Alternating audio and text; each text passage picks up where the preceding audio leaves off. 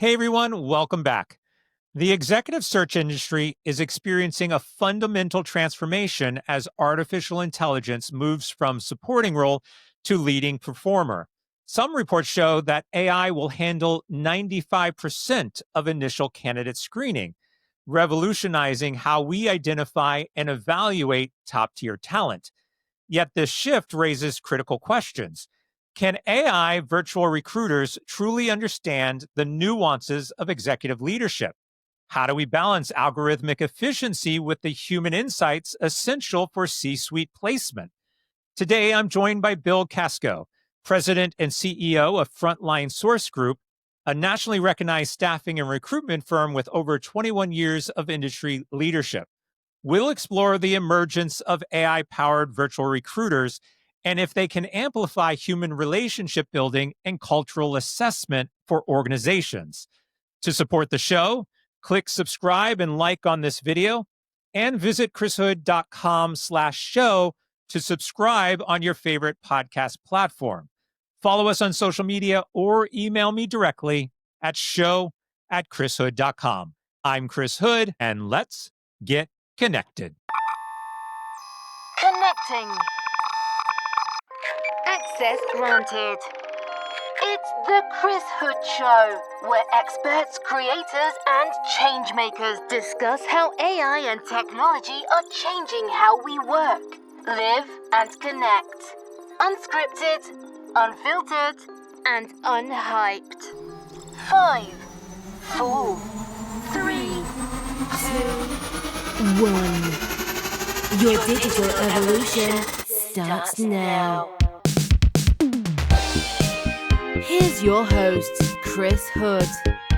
Bill, it's taken a little while to get us to this point, but welcome to the show. No, I'm excited, Chris. Thanks, man. Thanks for hanging in there. This AWS thing is affecting all of us in different ways. Yeah, absolutely. Well, to kick things off, would you mind introducing yourself? You bet. Bill Kasko. I am the president, CEO, founder of Frontline Source Group. So we are a professional executive search and staffing agency nationwide, headquartered in Dallas. Been around for 21 years now. So yeah, excited. Very exciting. And I think one of the things that we want to dive in today is a side project, or maybe it's part of what you're offering is some AI tools. I would love to hear more about that. How about if we start right there? What is it that you're actually building? Well, we have been on that when I say cutting edge, it's kind of understanding the industry to understand cutting edge, right? And so ever since the inception, it's been trying to stay a step ahead. So it could be as simple as the online chat function, right? We had that 20 years ago before everybody else had it. But the AI part right now that we're in the middle of, that really started with automation, maybe call it 4 years ago, looking at things, changing it up. But then we started testing the real waters of AI and the adaptive conversations with recruiters. So the first version of actually having phone calls being made by the AI agent, now that we call it, it's funny too, we've gone from the AI to now calling it different things, kind of like a copier, was originally called a Xerox and then it came the copier. I feel like it's the same. Maybe it's like Corona and then it became COVID. I don't know. But yeah, we're on right now. We call it version 7 of an AI true recruiter who is interactive, a voice act. It's like holding its conversation with an individual to do full recruiting that alleviates just the amount of legwork that's taking place. It's interesting because as AI has grown and it's supposed to speed things up and make things better for everybody, then you have certain areas and certain things that now it's like bogging down your system. And so we figured out how to allow us to cover more ground by having the AI recruiter do a lot of the pre-screening of phone calls. But it's so real sounding and it's getting so much better as time goes on that it's really an adaptive conversation taking place. And I commented to somebody recently that I went through it and felt like, wow, that thing asked better questions than I would ask. And it was able to hold a real conversation and pivot and move. And boy, it's just getting better and better, but it's still missing, that human touch and the human piece of it. I don't think I'll see it in my lifetime. Maybe I will. I don't know. But it's pretty cool stuff going on right now. And embracing it, I think is vital to everything. Yeah. Yeah, and you touched on it, and maybe that's a good way to segue into, you tried it yourself. Obviously, you're trying your own product, but what has been the general feedback that you've received in terms of how people are relating to it? Or do they enjoy it, or are they skeptical? Like, where are people sitting in this? Which that's a really good kind of conversation piece anyway, because that's part of the evolution of it, right? And so if I go back to version 1, her name was Jamie, and Jamie had hiccups. I mean, Jamie would ask the wrong question. It was the proverbial, the old record player getting caught and repeating and repeating and repeating. So that experience was uh, from a client side user interface that was upsetting, frustrated. People were like pissed off. I mean, they didn't want to talk to it. Well, number one, they didn't understand. They're kind of scared of it. We were really in the beginning stages of this. Now, fast forward to today, they're more appreciative of it. They understand it more. They're not afraid of it as more. We've been talking about it a lot. It's more encompassing today in the basic things that we're doing. Just no different than if you think about Chat GBT when it first came out, and all of us were like, "Oh yeah, we'll play with it." And then now today, we realize, oh, well, it can actually help us write things, and we can use it to this, and we're adapting into that. I actually go back to even if you think about like when Alexa came out in the beginning, like we all had to have it because we wanted to see would she really talk back. And then we went through a phase where we would ask Alexa questions just to kind of test it, like who's your boyfriend or something, and see how she would respond. That's that time that we went through maybe 12 months ago. But today, it's become more of that automated phone system and understanding how do we adapt with it? How do we work through it? How do we not get pissed off because we can't get to a representative? But what we found is that if we express to someone right from the get-go, right from the beginning, I'm an AI virtual agent. So this conversation, I may make mistakes and almost joke about it. When we've gone back to listen, it's interesting that the people are like, oh, that's okay, I understand. And you're like, whoa, wait a minute. They're holding a conversation, but that's because we're starting to adapt.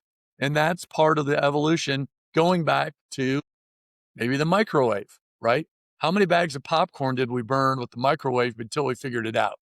And then after we did, the microwave makers figured out they probably need a button that says that.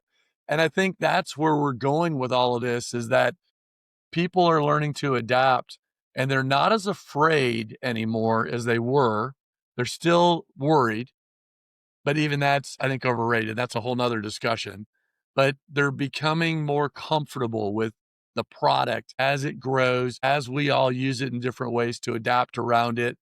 And then what we're finding from it is we're able to gather information that makes it convenient. So that experience for a job seeker is better because they know they're having some type of a conversation that's being recorded and the data is being transmitted to someone instead of going into a resume black hole. At least they're feeling like they're interacting with people. So that experience to us and for individuals is really, really important that we figure it out as an industry, first of all, but then just the human interaction piece of it, and then the respect back to people. I think there's been so much around that. It was important that we fix that. It'll get better as time goes on. Yeah. Well, there's two components to this that I want to dive in with you, and you've already touched on one, which I appreciate, and that is around the transparency of what's happening. Like, I fully believe that as you express, hey, this is an automated system.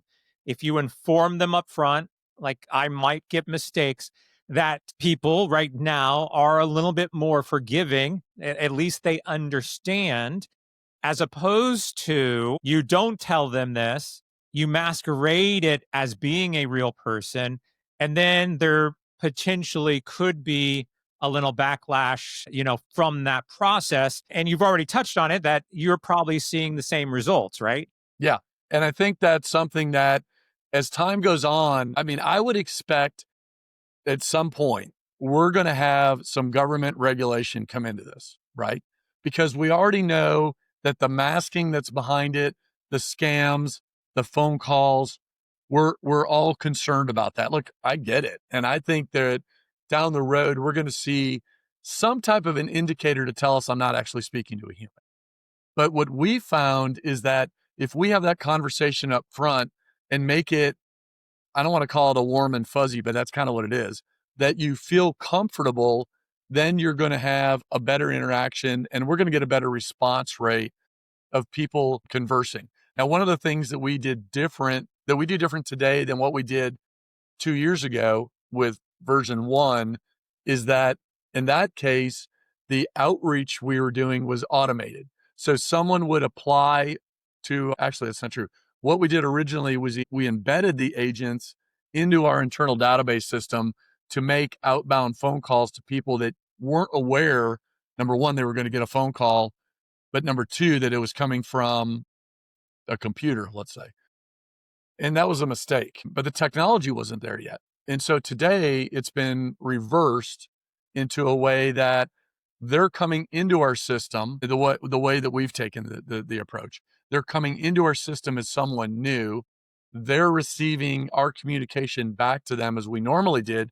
But in this case, asking them and informing them that if they would like to have a conversation immediately, here's a link to click and we will connect you with our virtual recruiter who will go through some basics of our screening process. And so that allows them to click that, at which point Joy calls them back or sends a text even. It's a call, a text, where she's able to ask, are you available now?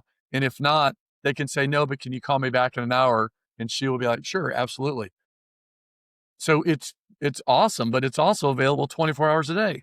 So if you have an individual who is working, we place pharmacy people as an example, or in the medical field, they're working unusual hours. Some of them, they get home 1, 2 in the morning, and it's not convenient for them to have a conversation even at 3 in the afternoon. They're tired. They got to get some sleep. But at 1 and 2 in the morning, they're available. I can't get a recruiter in an office to stay up to do interviews at 2 in the morning, but they can have a conversation with the virtual recruiter. And I've been amazed at the number of people that do phone calls at 2, 3, 4 in the morning, or someone who gets up early and they start their day at 6 a.m. and they go, you know what? 6 a.m. is very convenient for me. Not for me, but for them it is. And so it's been fantastic to make that experience better, because recruiting as an industry, we don't get a good rap. I mean, and it's because we don't look at the experience for the individual. Yeah. I think this is a good way to also bring up point number 2 that I have, and that is perception, right? So again, you touched on it, where if you are proactively reaching out to people who may not realize that it's some sort of AI system contacting, there might be some frustration. If I am the client, right, and I am your customer, and I am making the choice on my own to engage with you, knowing that I'm engaging with an AI system, well, then I've set my expectation. That is my perception. I'm reaching out specifically and I'm agreeing to having that conversation.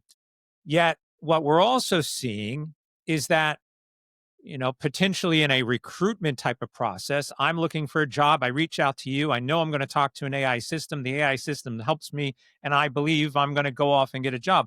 The flip side of this is that we are now seeing several companies who are using AI systems, avatars, voice agents to actually conduct the interview.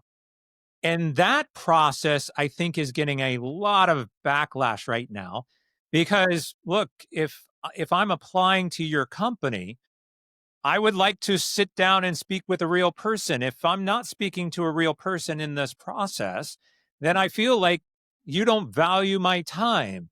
So again, two different perspectives, two different use cases, but all falling within this kind of same technology that you're Yeah. working with. Yeah, and that's really interesting as well because we've had conversations about that, and I've actually been asked about it by a client because they said, "Hey, we were reading about your AI recruiter. Is somebody actually physically going to, human to human conversation?"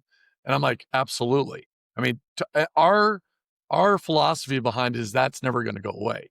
All we're trying to do is to ensure that that initial screen that takes place because of volume or speed to market, maybe is a better way to even look at it, is facilitated in a way that's respectable to the individual. But by disclosing that, we're always upfront. Sending someone an email to say, "Hey, fill out these questions." I just don't find that to be a very nice touch, right? Because it's very flat. So at least having from an audible standpoint, that conversation, to know that the person and what they're saying is being recorded, it's being transmitted back into the system. It's going to be reviewed. We tell them that, but this is the first step. For us, we can cover more ground. And so part of that is how do we cover more ground? And that really backs up because of the recruiting process. So recruiting 20 years ago, we would joke and say, you cast your fishing rod out there into the pool and you pull back 20 individuals. Well, today it's crazy. It's not like that. There isn't a pool. And so we have to outreach sometimes to 150, 200 possibilities to get one to come back. How do we do that? And then the gateway that's been put up in front of us, that firewall that people have put up to protect themselves from scammers and everybody else, is more difficult to get to. We used to just make one phone call, right? Because why? We didn't have email and we didn't have text and people didn't have cell phones. So we had to make a phone call to their home phone, leave it on their answering machine, get a phone call back. Otherwise, we had to send it through the mail.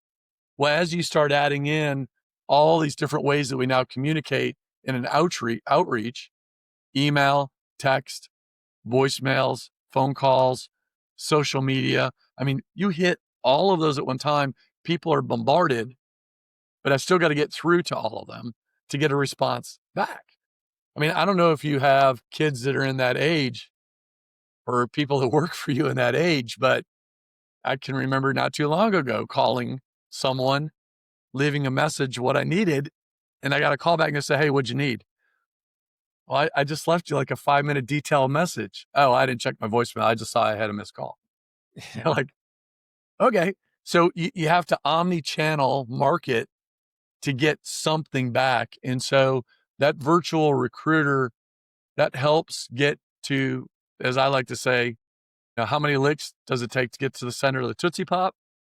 Well, it gets me there quicker. A few weeks ago, I was having a conversation with somebody and I made the kind of bold suggestion that we are moving into an era where resumes are no longer needed, where most of the resumes out there right now are being generated by AI and they're pretty much all fake and they're trying to game the system and any number of other factors and the filtering systems are kind of scanning them and at the end of the day it's really if you have a contact and you know somebody and you can get ahead of all of that and they're going to be first to get the interview. But if you think about how AI is able to assimilate information quickly, you could argue that instead of having a paper-based resume, I could now have an audio-based resume. Whereas instead of typing, as you said, instead of having a resume, uploading it, answering all of the typical questions, going through those motions, and even fill in the space types of questions that you might have, if I had an AI system and it simply said, "Well, hey, great to meet you, Chris. Could you tell me about your current job or your last job?" And I could sit there and basically explain it. The AI can then decipher all of the details from that and generate the exact same information and probably more accurate information because then people are actually having to express what they've done and how they've achieved it. Yeah. And I can definitely see where we can easily get to a point where we're replacing the paper resume process with an audio, introductory screening call that is powered by AI that will basically help us get pretty accurate representation of who the candidate is. So it's interesting you bring that up. So one of the things that we have done also that and I agree with you. I think that there's going to be a need because it's people just like to hold paper. They like to look at something, even if it's just a synopsis. So we've seen two things happen. One has been, I don't get paid by LinkedIn. I can promise you that. But the verification of information back to LinkedIn from employers today is through the roof. It is something they go back to, they look at it and they're looking to see not only the activity, but verifying what's on paper and really utilizing information about their statements and just that background that is on LinkedIn. And they're utilizing that more than ever. The second piece is just like a video call that transcribes that whole information. One of the things that a lot of the AI products do today, and we utilize that with our voice over IP system that we use, which is through Ring Central, is a wonderful tool that they have that takes that conversation through our video call, transmits, copies all of everything, obviously, but then puts it into a synopsis that the recruiter, whoever's doing the call, we receive a copy of all of that, highlighting the points, going over that entire conversation, and actually creates it into it's a wonderful tool that we then can take, copy and use, that we put into our synopsis and dossier when we present that individual, because it has really highlighted the skill set, the background, the information on the individual. So I think it's coming. It's just a matter of how is it going to translate? What is it going to do to populate into systems that go the next step, either in a presentation, a form for people to review, to look at. And that's part, again, of evolution, of change, because then you're looking at changing HR departments, the way that they operate, the way that companies look at things. And then, it takes time. It's a generational thing too. We have plenty of clients that still want a physical resume to print out. They don't want digital.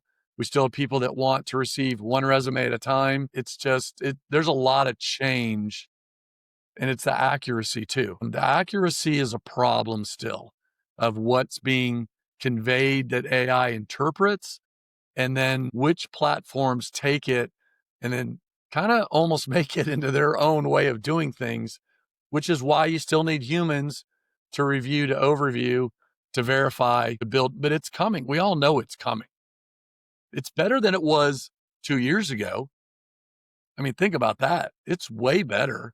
But, you talk about receiving the resumes that are AI driven, that are AI focused. We get them every day. I don't understand why people are doing them. I got to be honest. We immediately can tell it's an AI email. I mean, don't send me, if you're a $150,000 a year controller, don't send me a professional resume and then have your email have a bunch of emojis in it. I don't want to see that. You don't stand out except to say you're just mass sending, and companies don't want that either.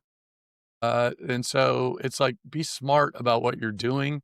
Utilize the technology to make it easier for you. Absolutely. Don't utilize it to make you look like a clown. In the Nothing other, against clowns, just saying, yeah, nothing against clowns. No. The other side of this voice-based system, we've already begun to play with in customer support call centers, which is sentiment analysis, right? Is allowing AI to analyze voice recognition in ways to determine, are they happy? Are they upset? Are they, mad? Whatever the case might be.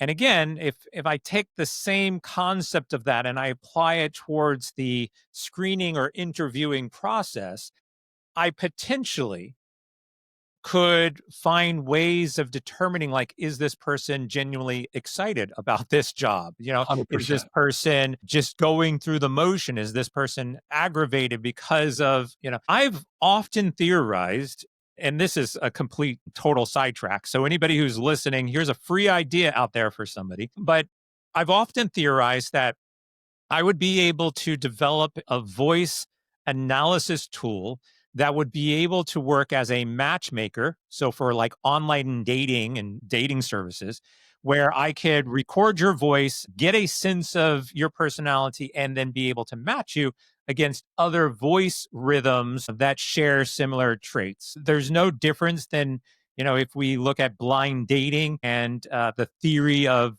unlocking visions with our ears. So if I could be able to match people together based on sound waves, there's really no difference between being able to match people's personalities, thoughts, feelings, whatever you want to say, into particular job roles and into functions. It just means moving that sentiment analysis from the call center place into the recruiting HR space. So this is where I think we're going to have massive issues. And I think this is where we're going to run into discrimination issues that are going to pop up. It goes back to, and I don't know if you remember when like Facebook first came out in particular, even Indeed, LinkedIn, and we started having photos and pictures on things. And there was an entire uprising about discriminating because you can see who they are on a resume, right? And you are now discriminating because you could discriminate based on color, race, what gender, all these different factors.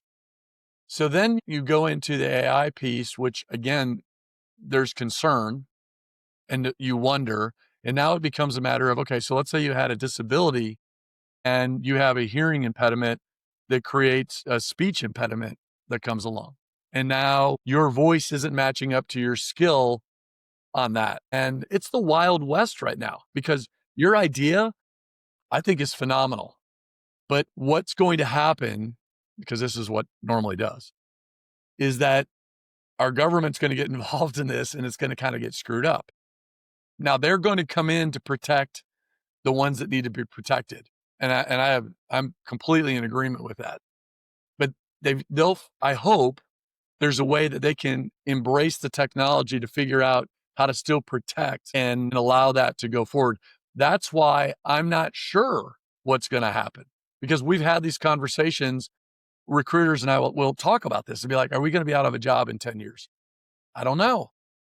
Because if they do something like what you're saying and we're able to gauge emotion, but not only gauge, but then respond in a way that is having empathy, then now we're literally creating a robot that's a human and acting like a human to do that.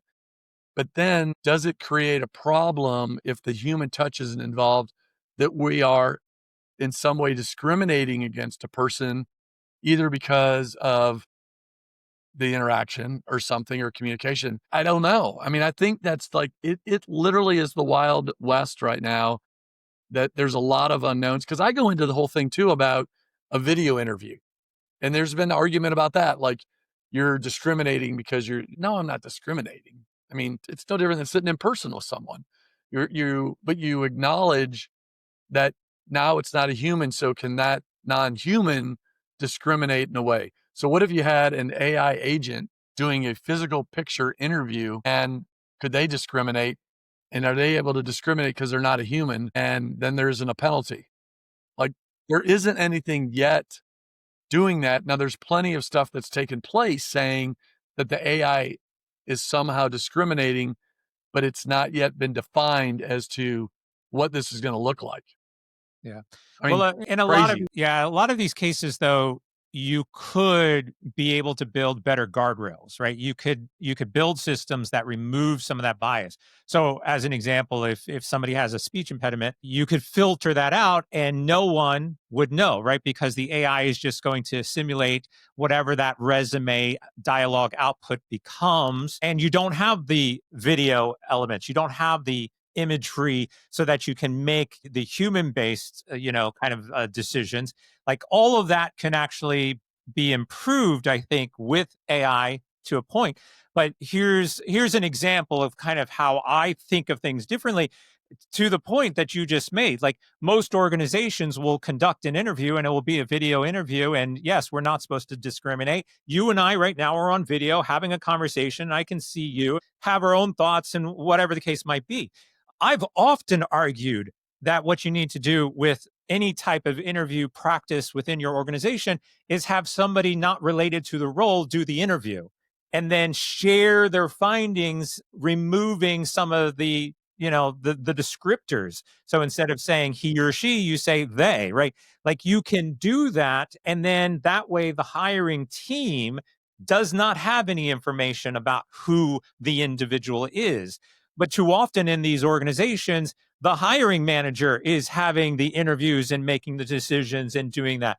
If you could remove that in some way by having a third party actually conduct the interviews, then the hiring manager simply gets, here's three candidates, A, B, and C. I have no idea what their names are. I have no idea who they are. I have no idea what they look like. I have no idea what they sound like. All I'm getting is some sort of calculation in terms of quality fit. I have to then make the decision. Now, I know there's a lot of people who are like, well, I'm not going to hire somebody if I don't know if I get along with them. Again, that's a bias within itself. And if we can start to strip some of that away due to technology, I think it's definitely worth exploring. I'm with you 100%. I think the other part, I totally agree, because at the end of the day, organizations want to lower their cost to acquire talent, right? And so they're looking at ways to lower cost, but they also have to look at mitigating risk when it comes to all of these rules, regulations, and what they have to follow from a guideline standpoint. So all of it kind of plays in together. If AI can lower their cost to acquire in a way, and they can functionally figure out how to move forward with it, great. If it's pushed down their throat in a certain way or whatever, then it's different. If they can see that their cost, look, every company's cost to acquire talent is going up. Same reason it's difficult for us. They have to touch, reach out, spend more time to try to find one person than they did 10 years ago. So everyone is looking at it. And when you're running an HR department, whether your company is 20 people or 20,000, you're trying to figure, it doesn't generate revenue. It's a non-revenue generating part of your business. And there are times when it's looked at as just it's cost us money. So they're always looking at how can we generate something to show an ROI on what we're doing. The more they can lower that cost to acquire, and the more that they can bring and utilize tools, that's what everybody's going to look at. And I think it's not just even because the voice thing, I do like that. And it does have a lot to do with it. The question comes into play, how does it work? And then how is the government going to screw it up, basically? Because it is a great idea, but you and I both know that somehow they will come in and do the change, and then we'll have to adapt and change. But I mean, even if it's a first screen that's done that way, that indicates something to move forward, and then you have the human piece involved on it, then maybe it speeds the process up. So no, I think it's a great idea. Well, as you said, we're in the wild, wild west, and everything is changing. And what the next 2 years, what 2026 holds for us is going to change everything. 6 months, guaranteed. So, well, hey, Bill, how can people get in touch with you? Well, there's 2 great ways. You can use your ChatGPT AI tool or whatever. Go find us on the internet. So our website is just the name of our company, frontlinesourcegroup.com, or on LinkedIn. Go check out our company page on LinkedIn. Follow us there. If you heard me on here with Chris, please go and send me an invite on LinkedIn. Connect with me. I'd love to hear about that as well. Point you in the right direction. All the social media everywhere. And that's the thing too with AI today. I would just tell you, be on LinkedIn, be on the right tools, even if you're not looking. Just be on things that you are ahead of the curve in case something comes up. You never know. Appreciate it so much. We'll make sure that people can find you in the show notes. Thank you again for all your insights and thoughts. Great conversation. Thanks, Chris. And for everybody else, I appreciate you tuning in. Make sure you hit the like on the subscribe button and everything else so that you can stay in touch with us. And otherwise, we will see you again next week on The Chris Hood Show.